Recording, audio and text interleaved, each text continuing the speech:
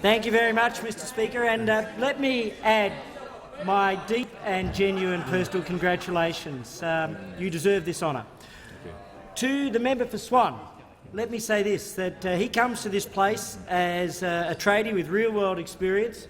In fact, he was an electrician, so he understands the value of electricity and the impact of it on individual lives where electricity costs skyrocket.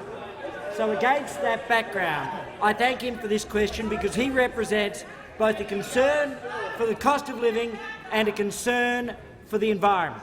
And that is what we bring in the policy which we have framed. The member for Griffith today. will cease interjecting. And so what we have done is announce an emissions reduction target for Australia of -26% to -28% from 2005 to 2030.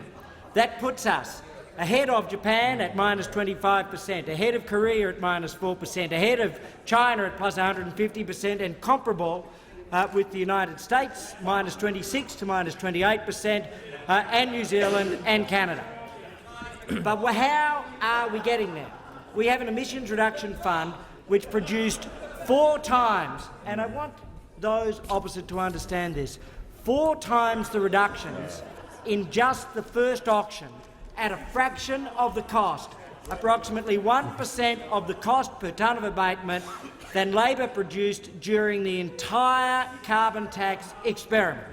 So we have a system which will allow us to achieve our goal, which will do the right thing by the world, but which will not drive up electricity prices. Now, I am asked whether there are any alternative proposals, and there are. And the Labor Party in the last few weeks has told us about an alternative proposal. The Manager of Opposition Business on a point of order. Thanks very much. In making the earlier ruling, Mr Speaker, you took the point that was made by the Leader of the House, where the Leader of the House raised, well, it might not actually be Labor policies that they're asking about. Page 555 of practice goes quite specifically that the Speaker has been critical of the use of phrases at the end of questions such as, "Are there any threats to?" that could be viewed as intended to allow ministers to canvass opposition plans or policies. That is exactly what has happened and is happening in the House right now, and I ask you to restore this House to the rulings that are in practice.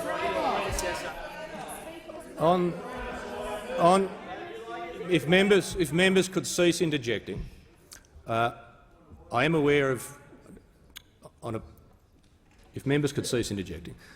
I'm aware of some of the history of the practice, and certainly Speaker Jenkins, back in, I think, the early months of 2008, indicated that he had a strong view on the very point that the Manager of Opposition Business is making. But many members have been in this House a long time. You can read the practice either way for long periods of time. No, for long periods of time, these questions were allowed, and I believe, well, I've just said to the members opposite, it was Speaker Jenkins back in 2008, and there has been rulings either way. I would like to have free-flowing debate, and I think that goes for questions as well. I'm going to call the Minister for the Environment, and I'm going to listen to what he says. Thank you very much, Mr Speaker. And let me say there have been alternative proposals established in recent weeks. We know at the ALP conference that they laid down a carbon tax, but they wouldn't call it a tax. But the member for Hunter, to his credit, said you can call it a tax if you like. Not just once, not just twice, but 3 times before the cock crow did Joel call them out and call it a tax. So he told us it was a tax. And what does it mean? Because only yesterday, we saw that the true costs of their own modelling, of their own policy, of their own tax showed a $209 price, a $600 billion cost, a $5,000 per family hit. Their modelling, their tax, and a 78% increase in wholesale electricity prices. So we will make real reductions, but we'll do it without an electricity tax.